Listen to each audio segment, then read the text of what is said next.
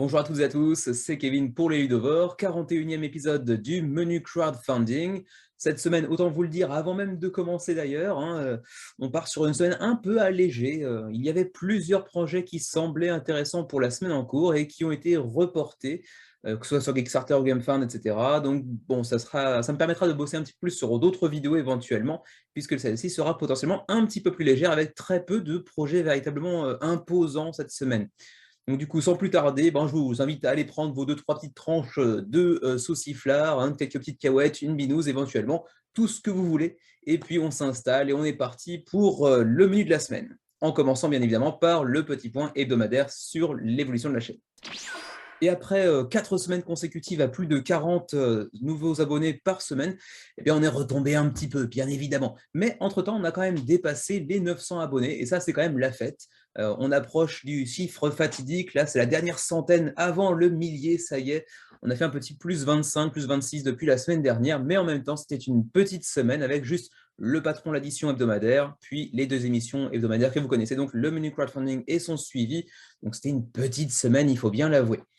Et puis, ma foi, il n'y a pas grand-chose à dire de plus cette semaine. Donc, du coup, on va aller directement sur le sondage de la semaine. Comme d'habitude, vous pourrez retrouver le sondage de la semaine suivante dans la description de la vidéo pour aller voter pour les projets qui vous intéressent le plus pour la semaine prochaine, donc celle du 15 mars 2022, du coup, pour aller voter pour les projets qui vous intéressent le plus et pour ceux que vous voudriez voir présentés plus en détail. Du coup, les résultats après 40 votes cette semaine, eh bien, les voici. Et vous le voyez, Hamlet assez largement avec 10 voix et donc premier assez largement devant Cthulhu Island. Et ça fait partie des projets qui effectivement étaient intéressants, mais qui ont été, j'imagine, reportés. Alors ça, on va le voir tout de suite d'ailleurs. C'est chez voilà, Ludo Studio qui est en charge donc de Cthulhu Island. Et ici, on nous mentionne donc une sortie sur Kickstarter le 8 mars. Bon, c'est pour ça que je l'avais ajouté dans le sondage de la semaine. Et quand on clique là-dessus, eh bien, ma foi, la campagne n'est toujours pas lancée. Donc, est-ce que c'est un report? Là-dessus, je ne saurais pas trop vous dire. Sur leur page officielle, il n'y a pas beaucoup d'informations concernant la sortie sur Kickstarter qui serait potentiellement repoussée, quoi que ce soit. Donc, bon, on verra bien dans les semaines à venir. De toute façon, le jeu viendra bien un jour ou l'autre. Ensuite, on avait aussi Small City Deluxe on va voir un petit peu. Il y a aussi The Fog qui avait intéressé quelques personnes et qui, bon, vous allez le voir, a connu une petite débâcle, disons-le comme ça. Mole Peak, un petit peu la même chose que pour Cthulhu Island, ça fait plusieurs fois qu'il est repoussé, je crois. Et cette fois-ci encore, on en avait parlé ici pour le 8 mars, et puis finalement, ça a été reporté, vous le voyez ici, pour le 5 avril, donc ce sera pour le mois prochain, encore un jeu de plus en moins, du coup, pour cette semaine. Ensuite, on avait également Far Cry, qui bizarrement n'a eu que 2 voix, mais de toute façon a été reporté également pour avril, si je ne me trompe pas, donc encore une fois, un jeu qui sera lancé plus tard. Tout comme d'ailleurs Hydro Racers, qui nous vient de Platypus Games, à qui l'on devait The Great Race, francophone, même si le titre ne semble pas l'indiquer, et qui revenait avec un nouveau jeu sur l'aviation, qui cette fois-ci est repoussé également. Là, on va passer sur Quoud, le forum Quoud qui parle un petit peu de tout ce qui est projet Kickstarter, GameFund et compagnie. Finalement, la campagne est repoussée au 5 avril, puisque leur partenaire, l'armée de l'air italienne, quand même, souhaite que ça coïncide avec la commémoration de la Coupe Schneider, coupe qui est d'ailleurs mentionnée dans le titre, je crois, de Hydro Racers, il me semble, oui, c'est ça, The Epic Schneider Trophy. Donc voilà, ce sera repoussé pour avril également. Tous les autres seront bien présentés cette semaine, même si on va commencer par une annulation, une fois n'est pas coutume. Parfois, il y a des annulations de projets 2, 3, 4 jours seulement après leur lancement. C'est le cas cette semaine. On aborde ça tout de suite. Donc, les projets annulés, ensuite les mentions honorables, et puis peut-être un ou deux à peine gros projets cette semaine. On est parti. Et vous le voyez, le projet annulé de la semaine, après 2-3 jours de campagne seulement, il s'agit de The Fog Escape from Paradise, qui a été annulé après 2-3 jours, malgré un début pas ridicule. On avait quand même 10 600 € environ d'accumulés sur 14 000 nécessaires, donc on s'orientait vers un financement certes pas non plus extraordinaire, hein. C'est sûr qu'on aurait pu espérer un score un petit peu meilleur, hein. Il ne faisait pas spécialement parler la poudre dans cette campagne, mais 247 contributeurs, c'est pas rien, ça aurait financé, ça serait probablement parti chercher les 500-600 contributeurs, ce qui n'est pas extraordinaire, mais ça aurait été suffisant. Donc encore une fois, on en revient toujours sur ces seuils de financement annoncés et forcément pas toujours très réalistes. Bon, bah là, peut-être que c'est encore une fois le cas pour The Fog, ou peut-être tout simplement qu'ils espéraient un résultat bien meilleur que celui qu'ils ont pu rencontrer malheureusement. Donc on en reparlera de toute façon bien prochainement quand ils nous reviendront. Malheureusement, je ne pourrai pas vous donner beaucoup plus d'informations concernant cet éventuel retour, puisque dans les actualités, la publication concernant l'annulation de la campagne est réservée aux contributeurs, donc je ne pourrais pas vous en dire beaucoup plus là-dessus. Je n'ai pas été voir les commentaires, peut-être qu'il y a plus d'informations, mais de toute façon, je ne doute pas qu'on retrouvera The Fog d'ici quelques semaines, quelques mois, pour un nouveau retour, une nouvelle tentative peut-être sur Kickstarter. C'est le seul projet annulé cette semaine, heureusement. Du coup, on passe directement au projet mentions honorables de la semaine.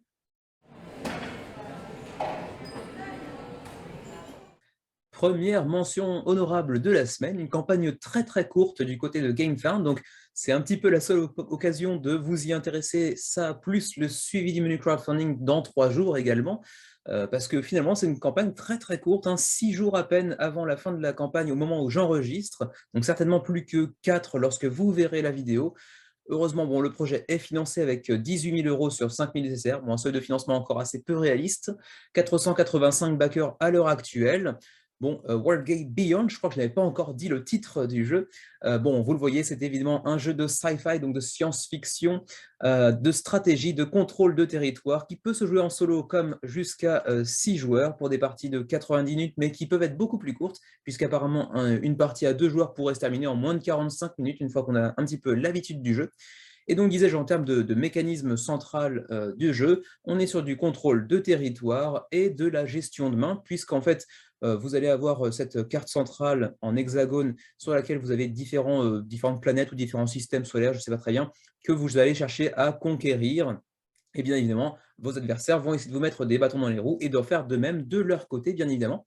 C'est un jeu qui a un profil assez intriguant, assez intéressant dans le sens où, vous allez voir ici, c'est assez bien présenté. C'est un jeu très rapide, 45 minutes pour une partie à 2 joueurs environ, même si on peut jouer jusqu'à 6 joueurs, ce qui provoquera bien évidemment des durées de partie un petit peu différents, jusqu'à 1h30. C'est très rapide dans le sens où chacun des joueurs va faire une action plus, enfin 2 actions, disons, 2 actions, une carte et une action à résoudre, c'est l'entièreté de votre tour. Donc en gros, vous allez faire un tour en l'espace de 30 secondes. Donc il y a assez peu de temps d'attente entre les différents joueurs. Même si vous jouez à 6, potentiellement, vous allez peut-être attendre 1 minute 30, 2 minutes maximum entre vos 2 tours, ce qui vous laisse un petit peu de temps de réflexion. C'est assez rapide, il n'y a pas trop de downtime. Ensuite, assez facile à apprendre, puisqu'on nous dit qu'après la fin du 2e tour, vous aurez certainement intégré et bien compris l'ensemble des règles du jeu. Jeu très dynamique, pardon, avec une forte rejouabilité dans le sens où il y a 16 factions différentes possédant chacune des compétences un petit peu asymétriques, ainsi que 35 cartes de technologie. Donc tout ça est assez randomisable, assez, comment dirais-je, variable d'une partie à l'autre pour pouvoir justifier plusieurs parties. Le jeu semble aussi bénéficier d'une assez grande rejouabilité avec plus de 15 factions différentes, ainsi que 35 cartes de technologie. Et bien évidemment, d'une partie à l'autre, vous ne prendrez pas forcément la même faction, vous ne vous orienterez pas forcément vers la même technologie non plus, ce qui vous permettra d'avoir certainement des parties différentes à chaque fois, même si j'imagine qu'après 10-15 parties, bon, on commencera à comprendre un petit peu les stratégies qui marchent un petit peu mieux les unes que les autres en fonction de la faction qu'on aura choisie en début de partie notamment. Et également pas d'élimination de joueurs, donc on reste impliqué dans la partie jusqu'à la fin. Ensuite, bon, le plateau présente plutôt bien, c'est pas magnifique non plus en termes de direction artistique, mais ça présente plutôt pas trop mal. Ensuite, le Why Back Now, est-ce qu'il y a des exclusivités? Oui, puisque le jeu lui-même est une exclusivité GameFound, vous ne le trouverez apparemment pas dans le commerce par la suite. C'est votre meilleure chance d'aller mettre la main sur la copie d'un jeu, en fait, tout simplement. Le jeu sera donc en quantité assez limitée, bien évidemment, parce qu'il ne sera pas disponible en magasin par la suite, de toute façon. Et puis ensuite, vous savez d'ores et déjà ce que vous pourrez acquérir dans cette campagne. Le jeu est déjà en démo sur Tabletopia, vous pouvez déjà le tester. Il est déjà plus ou moins prêt à être lancé en termes de production, disons. Sachez tout de même, j'ai oublié de le préciser, qu'il s'agit d'une extension de Wargate. Je n'ai pas pensé à le préciser alors que c'est quand même relativement important. C'est une extension pour un jeu préexistant. D'ailleurs, vous allez le voir assez rapidement. Ici, hein, c'est écrit Wargate Beyond Expansion Base Game Required. Vous aurez besoin, bien évidemment, du jeu de base pour pouvoir jouer avec l'extension Beyond, bien évidemment. Ce sera donc 15 € pour ceux qui possèdent déjà le jeu de base, hein, Wargate. 15 € pour l'extension, ce n'est pas spécialement très très cher. Et si vous avez raté la première campagne, eh bien vous pourrez aussi mettre la main dessus, bien heureusement. Ce serait quand même bête de lancer une extension sans pouvoir mettre la main sur la campagne d'origine, enfin sur le jeu de base. Donc ce sera 45 € pour le jeu de base plus son extension, donc 30 € le jeu de base, 15 € l'extension. Ensuite, vous avez un pledge un peu plus cher à 59 € qui vous permettra de jouer de 1 à 6 joueurs et non de 1 à 4 joueurs comme c'était le cas dans le jeu de base. Donc une micro-extension au sein du jeu de base avec un petit peu plus de, de composants, parce qu'il y a également quelques factions supplémentaires au nombre de 16 contre 12 dans le jeu de base. Ensuite, on va essayer de passer directement aux frais de port, parce que les niveaux de pledge, je les ai déjà abordés, et que de toute façon, les stretch goals, on les verra plutôt dans le suivi du menu crowdfunding. Le shipping, donc les frais de port, si vous prenez le jeu de base plus l'extension en Europe, ce sera 15 € de frais de port, ce qui est relativement abordable, même si on pourrait se dire effectivement que 45 € le jeu plus son extension, 15 € les frais de port, en termes de ratio, ça semble un petit peu élevé, mais par les temps qui courent, on ne peut pas tellement échapper à des frais de port assez conséquents, malheureusement. Si vous avez déjà le jeu de base, vous pouvez prendre uniquement l'extension, bien évidemment, mais les frais de port ne sont pas tellement différents avec 12 € pour l'Europe. Pour le Canada, c'est 22 ou 17. Pour nous, éventuellement, en Asie, on doit être dans Other, j'imagine. Ouais, Japan, c'est ça. On est sur du 25 ou 17. Donc, bon, c'est pas spécialement très intéressant de notre point de vue, même si nous, on n'aura encore une fois pas la TVA. Vous connaissez un petit peu la chanson maintenant si vous nous suivez déjà depuis quelques temps.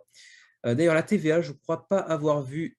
si, c'est ça, ici, VAT is not included. Donc, d'accord, vous aurez à payer la TVA durant le Pledge Manager. Donc, dans quelques mois, quand le Pledge Manager sera ouvert, vous devrez également payer la TVA en plus. Donc, attention, prenez ça en compte. Donc, voilà pour Wargate Beyond. 18 000 € d'accumulé pour l'instant avec près de 500 backers. C'est plutôt pas mal pour une campagne relativement courte. Ils auraient quand même pu allonger ça d'au moins une semaine. Mais bon, il reste donc 6 jours avant la fin de la campagne. On continue avec Check, jeu de cartes. Et oui, vous voyez, c'est en français parce que c'est une campagne française. Et pourtant, j'en ai pas du tout entendu parler, même sur Quoud, qui est quand même le forum de référence, même d'ailleurs sur Facebook, les différents groupes de ludistes. Bah, ils ont lancé leur campagne un petit peu à l'arrache, j'ai l'impression. 63 contributeurs. Bon, en même temps, il n'y a pas besoin de beaucoup d'argent, hein. On est à 2 000 € du seuil de financement, presque aux 2/3, disons. Ça devrait pouvoir se faire, mais ce n'est pas encore le cas. Il reste, ceci dit, 18 jours avant la fin de la campagne. C'est un petit jeu de cartes, comme vous le voyez, pour 2 à 7 joueurs qui propose une expérience un peu stratégique, de memory et de réactivité. Bon, vous pourrez découvrir la campagne par vous-même puisque tout est disponible en français. Mais bon, en bref, un petit jeu de cartes relativement basique qu'ils ont imaginé durant un soir de confinement en 2020. Donc voilà, un jeu un petit peu d'ambiance typique, rien de très particulier. Apparemment, c'est un groupe de personnes qui nous vient directement du Pays Basque. C'était quoi? C'était Bayonne, je crois? Oui, Bayonne, c'est ça.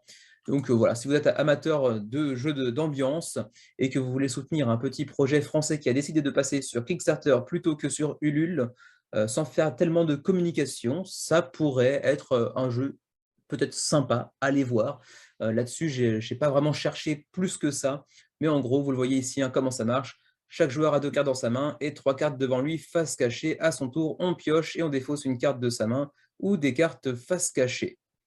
Et puis après, pour gagner, c'est très simple, il suffit de se débarrasser de toutes ces cartes. Mais comment? Grâce aux interceptions et aux checks.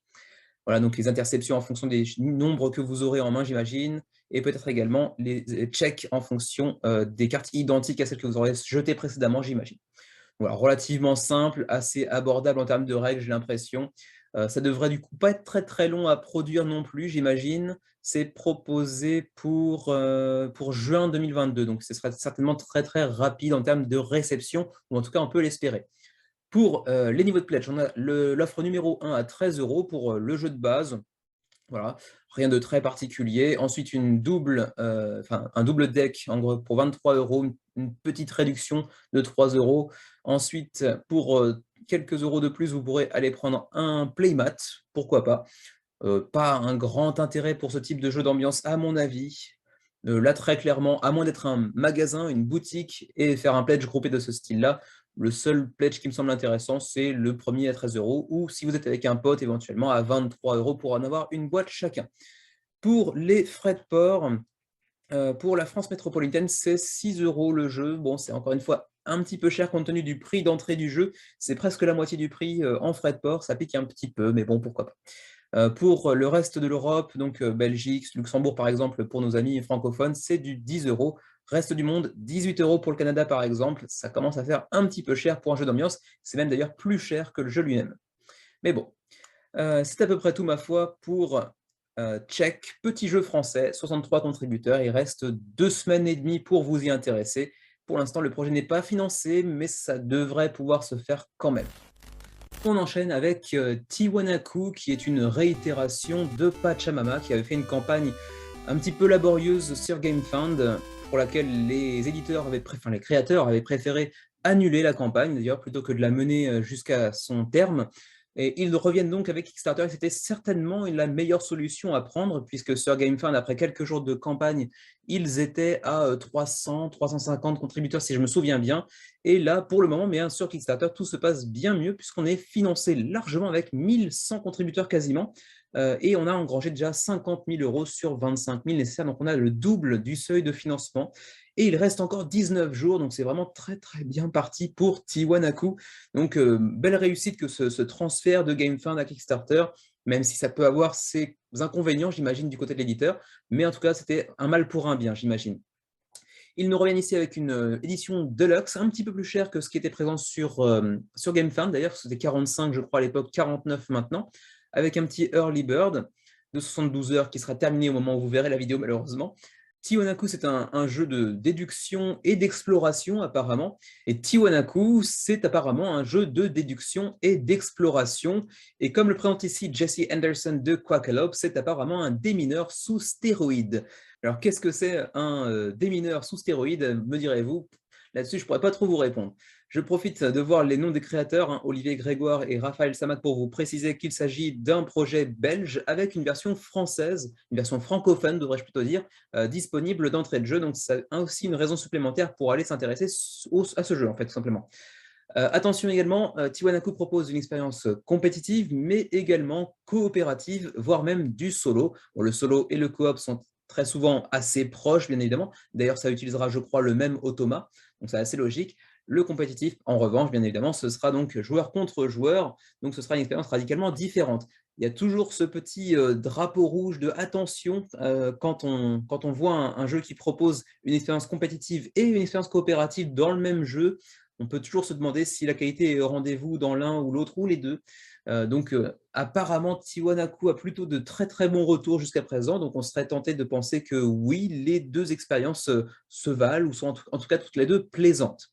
Vous voyez, ça présente plutôt bien d'ailleurs sur le plateau, c'est assez joli. C'est un jeu qui se passe dans les Andes, hein, donc en Amérique du Sud. C'est un jeu pour 1 à 4 joueurs, 60 minutes la partie, 14 ans et plus, et donc, disais tout à l'heure, exploration et déduction, version française disponible, entre autres. On aura aussi, c'est un point à souligner, la TVA déjà incluse dans le prix de base. Ça, c'est quand même un gros plus. Ça évite d'avoir à calculer ça pour les mois à venir ou attendre le Pledge Manager pour l'ajouter, etc. Non, c'est déjà inclus dans le prix de base. C'est un gros plus. La version Kickstarter, donc exclusive, ne sera pas disponible en magasin. C'est une exclusivité Kickstarter. Et donc, ça s'accompagne d'une certaine upgrade en termes de matériel, avec notamment cette petite couverture qui vient recouvrir la boîte, mais également cet insert en plastique dans lequel viennent loger l'ensemble, toutes les composantes du jeu. Donc, c'est plutôt bien produit pour un jeu de, comment ça s'appelle déjà, Sit Down, qui est un petit éditeur belge. Donc c'est plutôt très bien produit, c'est assez joli. Vous voyez ici l'insert plastique qui fait bien le job. Ce n'est pas un Game Trace, certes, mais ça fait très très bien le job. Vous pouvez également avoir des parties plus courtes ou plus longues selon vos envies et selon votre nombre de joueurs autour de la table, j'imagine, avec un plateau double face qui vous permettra donc des parties plus ou moins longues. Ensuite, vous aurez également un plateau central pour aller compter les points et ajouter vos petits tokens individuels de diversité apparemment. Et puis, une sorte de petite roue que vous pourrez être amené à manipuler plusieurs fois dans la partie, enfin un grand nombre de fois dans la partie, et dans laquelle vous pourrez aller intégrer un disque différent à chaque fois que vous jouerez. Il y a plus de 30 scénarios, je ne sais pas si on peut vraiment appeler ça des scénarios, il n'y a pas de narration dans le jeu, vous pourrez aller échanger les disques à chaque partie pour une plus grande rejouabilité. Et avec la composition de chacun de ces disques, je pense que déjà un disque, on peut faire plusieurs parties tranquillement sans pouvoir connaître toutes les combinaisons par cœur, à mon avis, hein. Donc ensuite, les différentes tuiles que l'on voit ici, les différents petits meeples, donc qui sont les automates meeples ici, et ensuite les quechua qui sont les joueurs contrôlés, enfin les meeples contrôlés par les joueurs. Ça, c'est les marqueurs de score qui sont des petits lamas. Bref, tout ça est en bois, c'est plutôt très très soigné là encore, hein. Je précise le côté un peu deluxe de la campagne Kickstarter. La version magasin sera peut-être un petit peu différente, attention, hein, c'est d'ailleurs précisé un petit peu par la suite. La Deluxe Upgrade, vous avez que tout ça ici, c'est du Deluxe Upgrade, ce sera un petit peu moins bien produit pour la version magasin, qui sera certainement un petit peu moins cher en conséquence, bien sûr, mais quand même, le prix du jeu restant abordable, la version Kickstarter, donc Deluxe, semble quand même être une bonne piste à mon avis. Si je devais m'orienter vers ce jeu-là, je prendrais certainement via Kickstarter plutôt qu'en attendant la version magasin, même si c'est une position qui se défend également. Le How to Play, vous avez déjà ici une petite présentation, mais là je vous laisserai découvrir. Et c'est également dans cette partie qu'on vous précise qu'il y a donc les 3 différents modes de jeu, un compétitif ici, coopératif ici avec bien entendu un gameplay relativement différent, et puis solo, donc face à un automat qui pourra comment dirais-je, diriger ses différents pions en fonction de vos actions à vous, ce qui rend ça doublement intéressant. Vous pouvez d'ores et déjà télécharger les règles en français, comme vous le voyez ici, mais également tester le jeu directement sur Tabletopia. Et la campagne a même une petite énigme directement sur la page. Apparemment, il y en aura plusieurs, je pense, d'ici la fin de la campagne, avec la solution disponible ici également. Donc, ça peut être un truc assez sympa pour entrer un petit peu dans l'atmosphère du jeu et ce qu'il peut proposer en termes de puzzle mental, disons. Ensuite, on va passer directement au frais de port. Alors, sachez d'abord que le jeu devrait théoriquement arriver au backer en octobre, puis en magasin en novembre prochain, potentiellement avec le petit retard habituel, mais en tout cas, ça devrait pouvoir arriver relativement vite. Pour les frais de port, les voici. Alors, les frais de port pour ce qui est de l'Europe, et pas seulement d'ailleurs, on a Belgique, on a Canada, on a la France également, le Luxembourg, Monaco, donc tout ce qui est un peu francophonie, c'est dans la zone 2, j'ai l'impression, avec 10 €, 18, 24, 28, 30, 30, ça dépend du nombre de copies que vous allez prendre en gros, donc une seule copie, 10 €, c'est pas très très cher en termes de frais de port. Et quant à nous au Japon, on est dans la même zone pour le Japon. Du coup, un jeu à 10 € de frais de port pour le Japon, qui vient d'Europe qui plus est, c'est quand même assez rare pour être souligné, même si j'imagine que vous êtes assez peu de spectateurs de la chaîne qui résidaient comme nous au Japon. Mais bon, ça me fait plaisir de le dire quand même. Et ma foi, c'est à peu près tout pour Tiwanaku. J'ai failli l'appeler Pachamama sous son ancien nom. Donc Tiwanaku, il reste plus de 2 semaines et demie pour se pencher sur son sujet. Le jeu est largement financé avec déjà 1080 contributeurs. Très jolie réussite que ce transfert de GameFund à Kickstarter pour un succès vraiment mérité pour Tiwanaku. Comme tout à l'heure avec Wargate, on continue avec une autre extension d'un jeu préalablement sorti, à savoir Village of Legends, cette fois-ci avec l'extension Adara. 118 contributeurs pour l'instant, à 19 jours de la fin de la campagne. Le projet est presque financé, mais presque seulement. On est à 98%, avec 4 900 € sur 5 000 nécessaires. Ça va financer, aucun problème là-dessus. C'est un projet qui nous vient d'Italie, de Bergame, en provenance de Pelotology, un éditeur italien que je connais pas très très bien, mais je crois qu'ils ont fait d'ailleurs que Village of Legends. Oui, c'est bien ça. Avec une première campagne annulée, puis une deuxième à 590 contributeurs, une deuxième pour une extension à 290, et celle-ci qui vient de sortir. Bon, c'est toujours un petit peu mauvais signe quand le jeu de base fait un plus gros score que la première extension qui suit derrière. Est-ce que c'est une indication concernant la qualité potentielle du jeu lui-même? C'est possible, mais en même temps, ils reviennent quand même avec une nouvelle extension. Donc, peut-être pas, peut-être que juste l'extension a été lancée sur Kickstarter alors que le jeu de base n'était pas encore arrivé au backer, qui était donc un petit peu mécontent. Je ne sais pas, je n'ai pas été fouillé en détail. Quoi qu'il en soit, le projet est presque financé ici, donc bon, il y a quand même au moins 120 personnes qui ont trouvé ça convaincant. Alors donc, ce petit Village of Legends Adara, donc le jeu de base, c'est un jeu de deck building qui vous propose une expérience pour 1 à 6 joueurs, 12 ans et plus, et des parties relativement ramassées, puisque vous le voyez, c'est entre 20 et 40 minutes. À la base, c'était un jeu pour 2 à 4 joueurs, mais grâce à cette nouvelle extension Hadara, vous pourrez y jouer jusqu'à 6 joueurs déjà, et en plus de ça, vous pourrez également y jouer en solo, si j'en crois ce petit 1 à 6. Je disais donc, c'est un jeu de deck building. Vous allez acquérir au fur et à mesure de la partie des armes, des sorts, des parchemins et différents trésors également pour venir enrichir votre deck. Et au-delà de ça, c'est simplement un deck building, tout ce qu'il y a de plus classique. Reste à savoir si celui-ci pourra vous satisfaire, vous intriguer, vous intéresser plus qu'un autre. Je ne suis pas forcément un gros fan du deck building quand c'est le seul mécanisme en présence, disons. Quand c'est un mécanisme parmi d'autres, j'ai tendance à apprécier un peu plus. Quand c'est seulement du deck building, il faut vraiment que ce soit très bon pour que ça me plaise en général. Mais au moins, celui-ci a pour mérite d'avoir des niveaux de pledge relativement abordables. Bon, 27 €, c'est un peu cher pour une extension, certes, mais c'est une extension qui vous permettra de jouer jusqu'à 6 joueurs et non plus 4, mais surtout de jouer en coop ainsi qu'en solo. Et ça, c'est quand même une assez grande nouveauté pour justifier en partie ce prix de 27 €. Alors, donc 27 € d'attention, par contre, c'est l'extension uniquement. Ensuite, il faudra ajouter un petit peu plus, si vous voulez, l'ensemble de ce qui a été fait jusqu'à maintenant. Et là, ça commence à coûter cher. 86 € pour le jeu de base, l'extension Reaper's Hand et l'extension, enfin, c'est même pas extension, c'est un combo pack Ancient Guild qui est ici, plus l'extension Hadara, dont c'est la campagne actuellement. Vous voyez ici un petit peu la direction artistique, d'ailleurs aussi, qui a l'air relativement soignée. Le matériel n'a pas l'air dégueulasse, honnêtement. C'est pas non plus mirobolant, c'est relativement classique, mais c'est plutôt bien réalisé. Ensuite, on peut aussi prendre en add-on une boîte un peu plus grosse qui est censée contenir l'essentiel du jeu, enfin bref, l'essentiel, non, la totalité en fait, la totalité de tout ce qui a été précédemment sorti, plus l'extension qui va sortir prochainement. Donc 13 € de plus pour avoir une boîte susceptible de contenir la totalité de votre pledge en gros, hein. Le how to play, bon, c'est un deck building, on ne va pas trop rentrer dans les détails, hein, joueur contre joueur. Vous allez dépenser de l'argent pour aller acheter de nouvelles cartes ou vendre des cartes pour aller gagner de l'argent, vaincre tout un tas d'ennemis pour gagner en expérience, débloquer de nouvelles compétences et ainsi de suite. La petite nouveauté, c'est que durant cette campagne, vous pourrez aussi, via cette extension, jouer maintenant en coopération, mais également en solo. C'est un petit peu la grosse nouveauté que vient apporter cette nouvelle extension, au-delà de nouveaux personnages également, parce que là, vous voyez un petit peu la boîte de base avec 6 personnages qui ont chacun leur spécificité, leurs compétences. Il y a un petit peu d'asymétrie entre les personnages. Et puis l'extension, ça c'est le pack de tout à l'heure, ça c'est la première extension, et la nouvelle extension Hadara qui vient ajouter 3 nouveaux personnages, 64 nouvelles cartes, 100 autres mini-cartes, 50 cartes d'aventure, puisqu'il s'accompagne cette fois-ci d'un Adventure Book. Là aussi, ça vient justifier un petit peu le prix un petit peu chéro de l'extension, parce qu'au-delà du solo, c'est également un livret d'aventure avec différents chapitres qui en font presque un jeu en campagne finalement, et qui lui donne une dimension un petit peu plus profonde que ce qu'il pouvait posséder jusqu'à présent.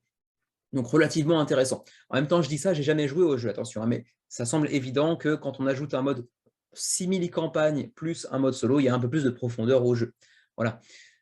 Ensuite, pour les frais de port, on va y aller directement. Bon, là, ils ont foutu une grosse liste. Ils auraient pu quand même créer une sorte de tableau récapitulatif avec les différentes zones, mais non.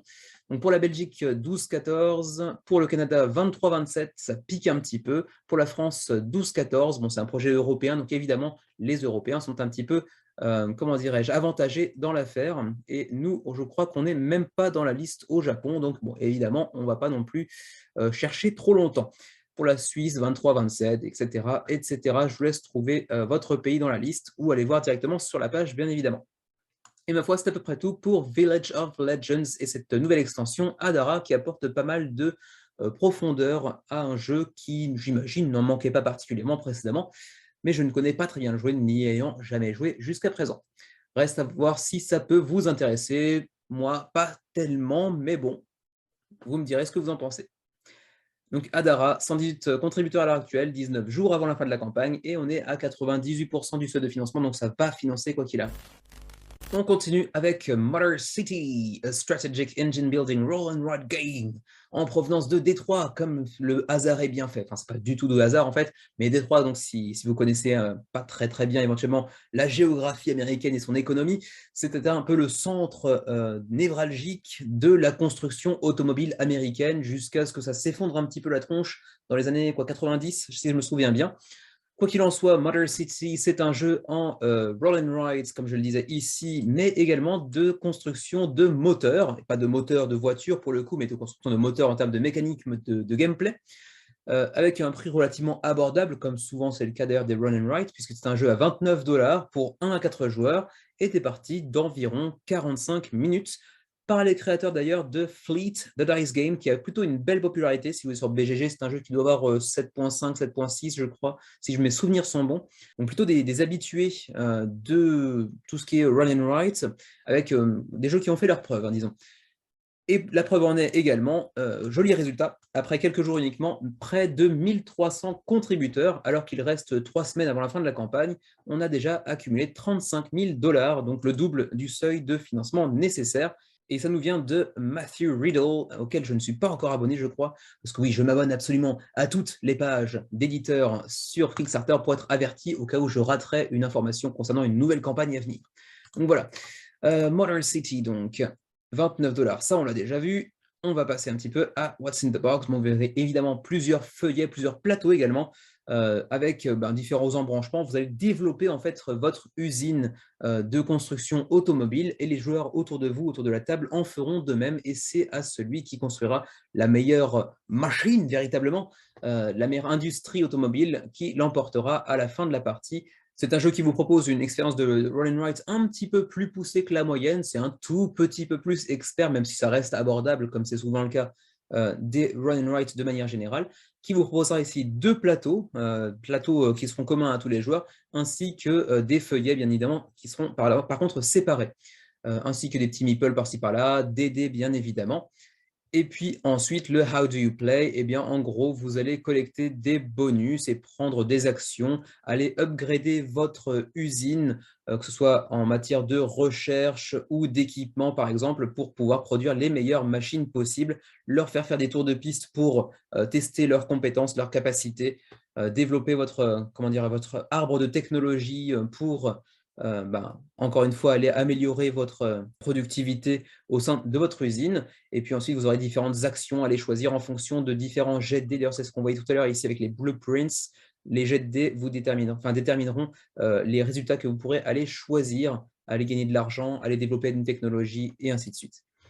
Donc un run and write relativement typique, même s'il semble être un petit peu plus, comment dirais-je, un petit peu plus épais, alors avoir un petit peu plus de quan en termes de mécanisme et de complexité. Sans plus tarder, on va aller voir quand même un petit peu les pledges. Où sont-ils d'ailleurs? Je crois qu'il n'y a pas de pledge affiché. Non, bon, de toute façon, il n'y en a qu'un seul. Il y en a un à 29 $. Attention, par contre, c'est marqué Kickstarter Edition. J'imagine qu'on pourra trouver potentiellement le jeu en magasin par la suite. Outre-Atlantique, c'est sûr. En Europe, peut-être un petit peu moins, mais je pense quand même que ça devrait pouvoir nous parvenir. Je crois que Fleet existe en VF, peut-être, je me trompe, peut-être, je ne sais plus. Mais quoi qu'il en soit, c'est marqué Kickstarter Edition. Est-ce que ça veut dire que du coup, théoriquement, ça doit vouloir dire que la version magasin sera différente, mais j'ai vu nulle part de mention faisant référence à une exclusivité quelconque Kickstarter en termes de matériel. Donc, bon, vous me direz si vous en avez vu de votre côté, mais là, il n'y a aucun logo Kickstarter exclusif, par exemple. Donc, je ne sais pas très bien ce qui pourra permettre de différencier celle-ci de la version en magasin. Ensuite, on aura bien évidemment tous les stretch goals qui viendront s'ajouter, mais je ne suis pas sûr que les stretch goals eux-mêmes soient, comment dire, une exclusivité Kickstarter, parce que là encore, on ne retrouve aucune mention d'exclusivité Kickstarter. Et puis, ma foi, pour les frais de port, c'est ici que ça se passe, avec donc pour l'Europe, 12 $ de frais de port pour la Belgique, pour le Luxembourg également. Pour la France, c'est 15, un petit peu plus cher. Pour les Canadiens, c'est du 15 $ également. Et pour nous, 12 $. On est un petit peu moins cher que la France. C'est un petit peu la fête aujourd'hui. On a des frais de port relativement acceptables au Japon, ce qui n'est pas toujours le cas. Et pour ce qui est de la TVA, je n'ai pas vu de mention. On va quand même faire une petite recherche rapidement pour éviter de passer à côté. VAT, ouais, il y a beaucoup trop de VAT. Donc, la TVA est déjà prise en compte, donc vous n'aurez pas ajouté la TVA pour les pledge managers à venir. Donc ça, c'est plutôt une bonne nouvelle également. Ça fait un jeu qui ne coûtera pas plus que le prix affiché pour l'instant, si ce n'est les frais de port, bien évidemment. Donc voilà pour Motor City, relativement belle campagne pour l'instant, avec 1300 contributeurs environ à 20 jours de la fin de la campagne. Les roll and ride, ça marche toujours plutôt pas mal. Je serais curieux de voir quand même s'il y a des Français dans le lot, parce que pour l'instant, il n'y a pas de version francophone. On est quand même 14 contributeurs en France, 17 au Japon. Là, je ne pensais pas qu'il y aurait autant de monde au Japon. Donc, pour le reste, c'est quand même majoritairement les États-Unis, bien évidemment. Et voilà, c'est à peu près tout pour Motor City. Assez jolie campagne. On verra d'ici 2 semaines et demie dans le suivi du menu crowdfunding où est-ce qu'il en sera rendu. On continue avec Monster Pit qui avait été décalé puisque je l'avais présenté dans le sondage il y a 2 semaines, je crois, puis il avait été reporté. Donc le revoici cette semaine bel et bien sur Kickstarter. Et pour l'instant, bon, ça se passe pas trop mal, mais c'est pas non plus... Bon, ils n'ont pas pris une tarte, mais ils font pas non plus tellement parler la poudre, quoi. Hein. 330 contributeurs pour l'instant, c'est pas financé, on est à près de 30 000 $ canadiens sur 40 000 nécessaires, soit 3/4, 75%, calcul, mathématiques, etc. À 20 jours de la fin de la campagne, bon, c'est pas le succès qu'on pouvait escompter, puisque Monster Pit, en fait, provient du même univers qu'un jeu qui avait récupéré plusieurs récompenses, si je me souviens bien, à savoir Catacombs, qui, je crois d'ailleurs, peut être acheté durant la campagne. Si mes souvenirs sont bons, je crois avoir vu Catacombs quelque part là-dedans. Peut-être qu'on peut le mettre en add-on, bref, qui est un jeu assez connu de dextérité. Par contre, attention, Monster Pit n'est pas un jeu de dextérité. Ça partage le même univers, la même direction artistique, les mêmes auteurs, mais ce n'est pas un jeu de dextérité, c'est un jeu de tableau building, donc de construction de tableaux, ainsi que de draft de dés, et même également de placement d'ouvriers, même si ce n'est pas mentionné ici. C'est un jeu en coopération, même s'il y a différents modes de jeu. Vous pourrez jouer de 1 à 5 joueurs pour des parties de 60 à 120 minutes, 14 ans et plus, avec un mode solo également. Et puis vous pouvez également, ce n'est pas précisé ici pour l'instant, mais ça sera précisé par la suite, vous pouvez le jouer en 1 contre 1 ou en 1 contre tous si quelqu'un prend en charge de contrôler l'un des monstres disponibles. En gros, vous aurez une citadelle avec en son sein une ville composée de différents bâtiments et un monstre qui s'approche progressivement. Vous voyez ici quelques petites cases rouges sur le rebord, c'est la piste de déplacement en fait, du monstre, et si le monstre réussit à parvenir ici aux portes de la citadelle, eh bien, les capitaines en fait, qui sont en charge de la protection de la ville eh bien, vont tout simplement perdre la partie. En fait, hein. Il faudra essayer de terrasser le monstre avant qu'il ne puisse parvenir à détruire votre cité, et pour ce faire, eh bien, vous devrez déplacer vos différents ouvriers, entre guillemets, sur les emplacements que vous voyez ici, différents bâtiments avec différentes zones de couleurs. Ces bâtiments vous permettront d'effectuer différentes actions, comme d'aller recruter de nouveaux héros, de nouvelles cartes, par exemple de nouveaux bâtiments, qui vous permettront de mieux vous protéger, de mieux protéger votre citadelle, ou de développer comment dirais-je, votre capacité à aller attaquer le monstre en question également. Tout ça avec des illustrations par Kwanchai Moriya, j'aurais dû le préciser plus tôt d'ailleurs. Bon, il a une patte assez distinctive, on le reconnaît assez facilement. Alors, généralement, j'aime beaucoup les artworks qu'il fait sur les couvertures, en fait, les boîtes de jeu. Par contre, je suis un petit peu moins fan de la direction artistique quand il est question des cartes, des personnages présents sur les cartes, etc., que je trouve beaucoup moins convaincant en général. C'est le cas encore ici. Vous aurez différents capitaines, les différents jetons, avec également les ouvriers, entre guillemets, qui seront remplacés par des petits tokens de ce type-là, ainsi que de l'or, qui pourra vous servir à acheter de nouvelles cartes, et puis également une pelletée de dés que vous pourrez lancer pour les combats face aux monstres. Un logo de monstre lui donnera des points d'attaque, ou des logos de capitaine comme ceci vous donneront des points de victoire à vous. Et donc, c'est le plus grand nombre de logos, que ce soit pour le monstre ou pour les capitaines, qui infligera ou subira du coup des dégâts au monstre ou par le monstre de coup. Ensuite, le petit how to play rapidement. Donc, vous choisissez un capitaine. Chacun des capitaines a des compétences un petit peu particulières, donc une légère asymétrie entre les différents personnages. Vous le placez ici. Vous aurez aussi un certain nombre de pièces de monnaie pour aller faire, comment dirais-je, progresser votre tableau, hein, construction de tableau, je le rappelle. Vous visiterez différentes zones de la citadelle en posant des petits jetons qui sont en fait des ouvriers en gros, hein, pour aller recueillir de nouvelles cartes, composer votre tableau, composé de héros notamment, pour aller attaquer le monstre avec donc des jets de dés.